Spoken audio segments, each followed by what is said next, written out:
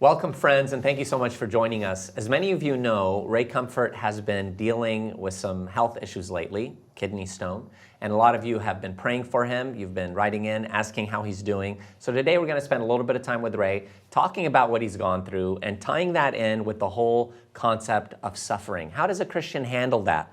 And how do we continue to press on, glorify the Lord, and be ambassadors for the gospel through that? So, Ray, first of all, I thank God you're here with us, because there were a few times where I was extremely concerned about where you were at with all this, especially when you first called me or came and saw me here at the ministry, and we're going through this. So take us back and give us some backdrop, and then we'll deal with some Well, specifics. firstly, I want to thank everyone that's for prayers and for gifts and cards. And I hate suffering. I want to avoid it. I've always wanted to avoid suffering my whole life. It's like, Well, I know that, because ever since I've known you, you've always held back in church from singing Refiner's Fire. I walked out of a intentionally. church. I know. I do not want the Refiner's Fire because I've been through it way back in the 1980s. Yeah. And it affected me for about a year. It was just horrific. And so for this to happen was kind of a shock, because no one likes suffering. I saw in my YouTube comments a number of ladies saying that kidney stones are worse than childbirth. Women, that's that with passion. I've had 4 children. It was a breeze compared to a kidney stone pain. And I just got to say that 5 times I went to the ER. One of them was when I was lying on the floor crying and asking God to kill me. That's when Sue called the ambulance. Wow. And I think I went 4 times to the ER. 4 times they sent me back with opiates that didn't work. And Rachel, your wonderful wife, showed up on the 4th time as an advocate because what they'd done is they'd put me into a hospital, I think, the night before, and they gave me a room for a possible operation. And a doctor walked in the morning and said, "You're out of here. You've got a kidney stone. Go home and pass it." Wow. And so Rachel showed up as an advocate the next time I showed up at the ER, because you're helpless. You're just in absolute agony, and you just go, "Please help me." Yeah. And she was a mama bear. She just said to the doctor, "No, he's not going home again. These drugs don't work. We want you to do something." And they did something. And they put me in a room, and they were going to have an operation, a surgery to see what the problem was. And then something happened that I found amazing. You showed up. I will never forget it. It was like Rambo at the doorway. I thought, what is going on? As I looked at you, you were so overdressed. It just blew me away. Explain why you showed up. Well, I knew, as I told you, that, there is a certain perception with how people present themselves and how they're dressed. And I knew that if I went in there just wearing casual clothing, they wouldn't take it seriously. So I thought, I'm going to put on my best suit. I mean, you look just ripping. Yeah, I'm going to spend 3 hours on my cool hair, right? But no, I went in dressed intentionally, looking like fit to an interview with a queen. Right, like this is serious. Yeah.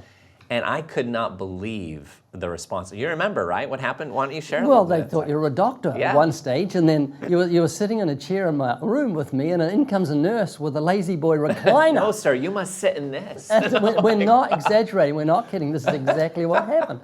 And someone said, "Clothes maketh a man," and they certainly do, and I learned that lesson. And the reason you did that is you're going to chew out the doctor that kicked me out of the room. Yeah, we were going to have some words. You were going to have some words. Words, of course, laced with Christian love. Of course. But we were going to take care of business, because Ray Comfort was being thrown around back and forth, and it was time to say, look, this isn't a joking matter. So the first time they put me in, I went into surgery and to get the stone. In fact, the surgeon said, "This is a risky operation. It's very serious. Yeah. Are you sure you want to do this?" And I said, "Would you have the operation?" He said, "No, this is the surgeon." He said he'd go home and pass the stone. Yeah. I looked at you, you said, "Do it." Our friend is a urologist, said, "Do it." And my wife, Sue, said, "Do it." So I thought, okay, we'll do it. Yeah. So I went in, sorry. Oh, well, I was going to say, they went in. They went in and it was a failure. They found out the stone was impacted. Right. That is, I could have gone home and spent months on the floor in agony because it would not pass. Yeah. So then they put a stent in to relieve the pain, which is a little device somewhere in here, which is still in here. And then they put a tube running out of my back. And then I had the second operation. That was what happened when they put the tube in and the stent in. Then I had to go in and have the tube removed. So that was my 3rd surgery. And tomorrow is the big one where they're going to go in and go for that stone.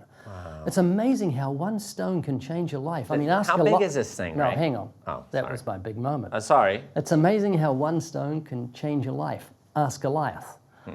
Okay, but it really true. has. Wow. It really has. It's given me an empathy for unsaved people. I think about the pains of hell, the horrors of hell, and how there's no relief, and that breaks my heart. It's given me more passion, and it has made me draw closer to the Lord. And I, as much as I hate to say so, and so tomorrow they're going to get the stone. They're going to take the stent out, and I'm feeling really good at the moment. But tomorrow they're going to wreck that.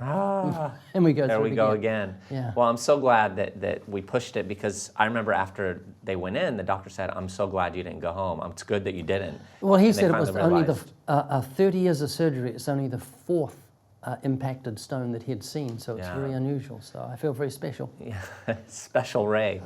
Yeah, but you know, Ray, I've never seen you like that in terms of the anguish that you were in. And this does have the potential to open our eyes to the fate of the lost. You remember a few years ago, I had a massive sore throat, unlike anything I'd ever experienced.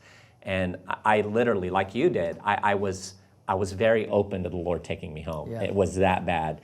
And then I thought of the horrors of hell, and it just moved me to tears. It broke me deeply and gave me even a greater passion for the lost. Yeah. So friends, we hope that this has informed you on where Ray's at. We thank you for the prayers you've prayed for him, and want to ask you continue to pray for his recovery. You may see this well after the surgery, but continue to pray that he'll make a full recovery.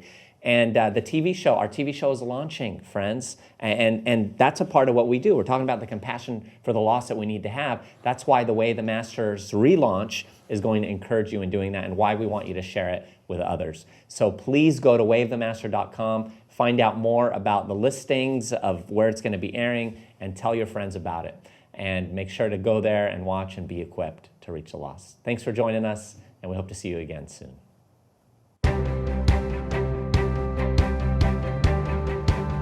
TV and streaming listings available at wayofthemaster.com.